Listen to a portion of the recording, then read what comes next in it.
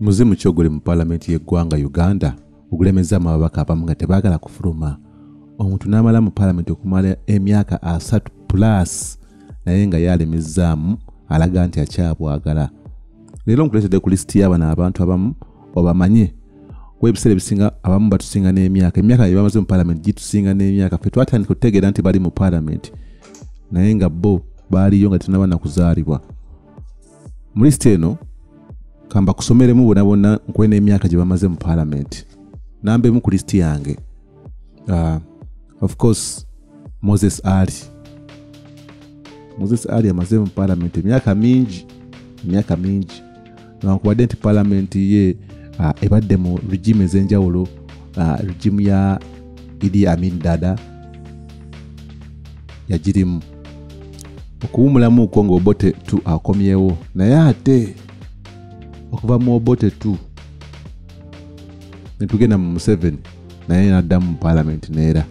Okuva n'olwo omusajja abafugidde ddala ebbanga ddene nnyo paka kati yawumulamu ku ekisanja kimu kyokka naye paka kati ye mubaka wa Adjumani West akyakikubira ddala.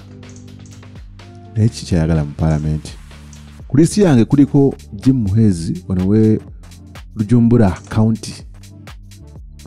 County omusajja agifugidde okubira ddala mu 1986. Yawumulamuko naye n'akomawo. Kiki ekiri mu paalamenti kibakomyawo ne bavaako bakomawo? Emyaka bw'ogibala kati okuva mu 1986 giba emyaka 39. Jjukira omukulu ono wa myaka 74 ate nga stories zalina empitirivu si nnungi. Bintu bya buli bwanguzi, bintu bya kubba ssente z'Abannayuganda, ebintu ntuweebitu. Naye akulaga nti akomawo ate bannansi ne bamulonda. Ku lisiti eno ate kuli n'omukyala Rebecca Alitwala Kadaaga ono weekamuli. Banakamuli tetulina abantu walala eyo basoka bannange. Omukyala n'aba mu paalamenti okuviira ddala mu 1989. Emyaka 36 nga bamu tetunaba na kuzaalibwa naye nga ye omukyala akulaga nti ali mu paalamenti. Ate nga omukyala muyivu yaliko ne speaker okumala ebisanja 3 beddu nga ye speaker of parliament. Era n'okudda kwe akulaga nti akyayagala kusigala mu paalamenti eno. Kiki kyajagalamu ennyo? Kiki kyabanja Parliament of Uganda kyeyataafuna mwere ebbanga lyonna emyaka 36? Tukimanyi bulungi nti bwe yali speaker y'omu kubaasalawo ate ebbago lya age limit ne term limit liveewo. Kiba kitegeeza nti y'omu kubazanya paati ennene okulaba nti NRM ekyali mu buyinza kati owa Museveni akyafuga eggwanga Uganda. Ku lisiti gino yennyini era kuliko n'omukulu Abubakar Jeje Odongo. Ono nga wa Orango County naye nga kibiina kya NRM. Manyi singa okwewuunyisa abasinga wano ku lisiti eno ba NRM. Naye sigambye nti ba NRM bukayi baliko naye kuliko n'abalala nga si ba NRM. Naye nga olino Jeje Odongo ye okubeera ddala mu 1996 ye bwe yali mu system eno era agimaliddemu ddala emyaka 29. Ono omusajja ono jjukira naye alimu olunnamagye kati saawa zino era minisita mulamba w'ensonga z'eggwanga, foreign affairs ez'eggwanga, wabeeru w'eggwanga kankiyite bwe ntyo. Omusajja adda ku lisiti yange ayitibwa Felix Okot Ogong ng'ono wa Dokolo South naye era wa NRM. Kuviira ddala mu 1996 ye yamalamu emyaka 24 mu paalamenti. Uganda tuli kuki? Tulinayo ne Abdul Katuntu ow'Ebugweri nga ye yagira ku independent kuviira ddala mu 21 gye giba emyaka 24 obubala kati. Ono Abdul Katuntu naye bwe yayingira paalamenti naye ng'ekintu akyakyagala. Waliyo ne Nandala Mafaabi abasinga gwe mumanyi nga wa FDC. Nandala Mafaabi naye kuviira ddala mu 2001 oba ogibala emyaka 24 naye ng'ate akulaga nti owa paalamenti akyabwagala naye member of parliament. Naye ekifaananyi kiki mumamusiiga eri bannammwe abali eyo bammemba bammwe ab'omu bibiina na buli kimu olaga nti ate mmwe mukyalemezaamu ate nga mubalaga nti Museveni aludde ku ntebe naye ate nga mmwe mulemezaamu muli mu myaka 2+. Waliwo ne Betty Amongi wa Oyam South nga wa UPC sigamba Anita Amongi ono bamita Betty Amongi okuviira ddala mu 2 naye akikuba atakyakikubira ddala. Waliwo Hillary Onek ono walamu naye nga wa NRM jukira mu list eno twakalabako wa FDC omu wa UPC omu nowa independent omu naye ba NRM binakakusomera basinga obungi. Ono Hillary Onek bannange tumulabye nga bamuvimbisiza nnyo abadde minister mu bifo ebyenjawulo, Minister of Relief and Disaster Preparedness, Minister of Energy and Minerals, Minister of Agriculture, Animals and Fisheries. Kwegamba ye minister ate jukira okubeera minister ebiseera ebisinga olina obanga oli member of parliament kati abamu bakola buli kye basobola nga kimanyi kino oba minister bumulinze naye alina kukola ki kuyingira parliament. Waliyo ne David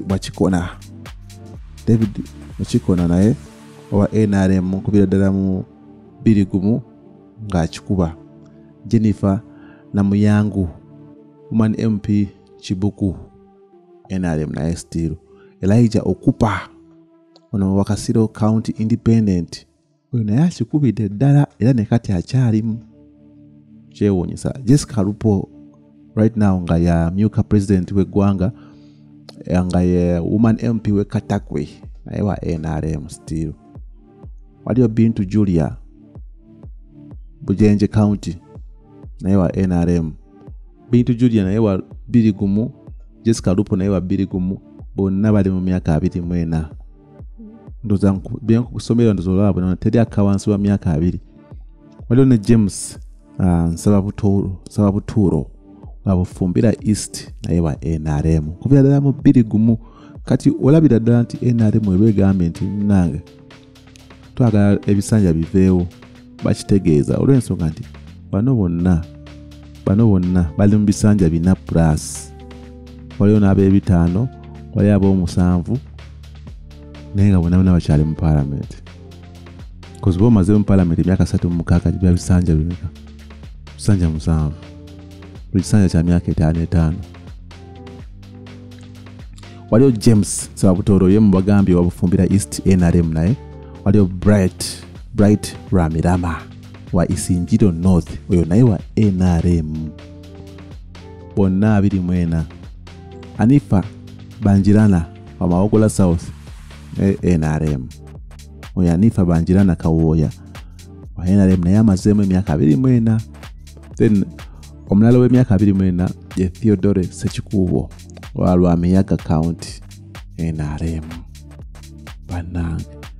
Bana ate kisinga n'okumalamu amaanyi bana abasinga balina biskando bebabaddemu kati ono Theodore tumulirako skando z'okubba amataka g'abantu esembabule n'ebirala bingi. Jessica Lupo mwamulira mu stories z'okubba amabaati g'Ekaramoja neweewuunya n'ogamba naye nange abakulu bano ebbanga lye bamazeemu n'essente ze bafunyemu ate n'ebifo bye balina lwaki ate n'ebintu ebitono ng'ebyo babyenyigiramu.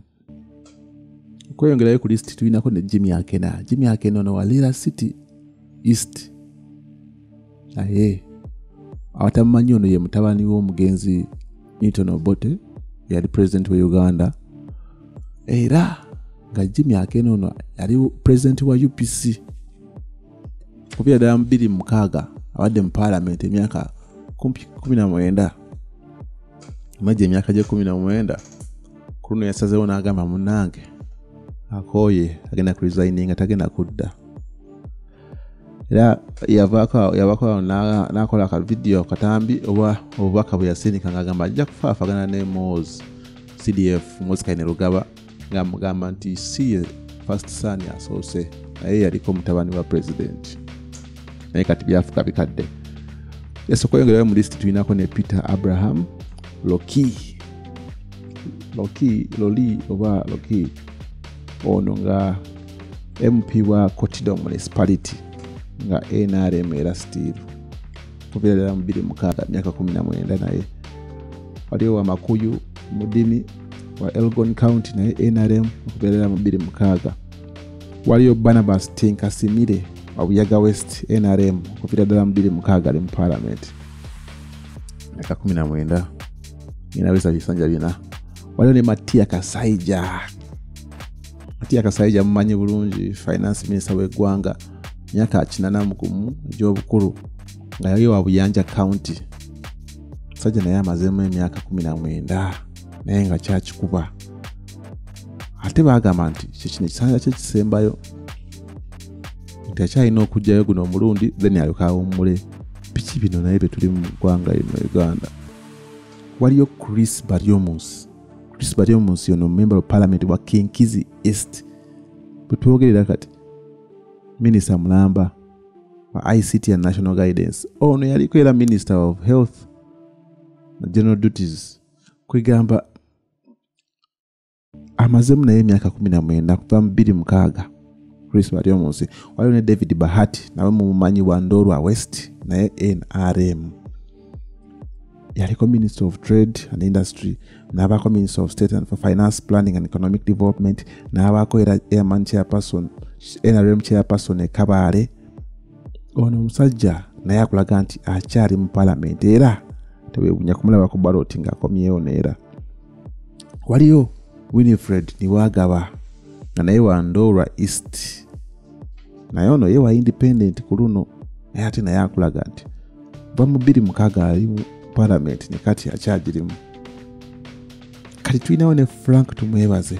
Frank Tumwebaze amanyikiddwa bulungi nga Minister of Agriculture, Animal Industry and Fisheries, yaliko Minister wa ICT n'ebifo ebirala bingi byabadde atuulamu ng'era bimuweebwa President Museveni.